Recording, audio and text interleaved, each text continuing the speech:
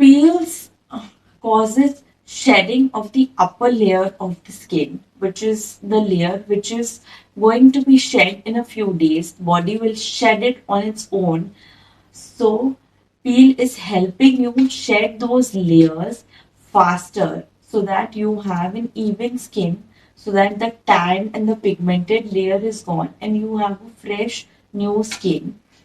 But in the long term, what will happen is the thickness of the dermis increases. So peels, if you recurrently use peels, they are going to increase the thickness of the dermis. Thus, it will help you in anti-aging. It's an anti-aging procedure if you do it recurrently and regularly at timely intervals. Thank you.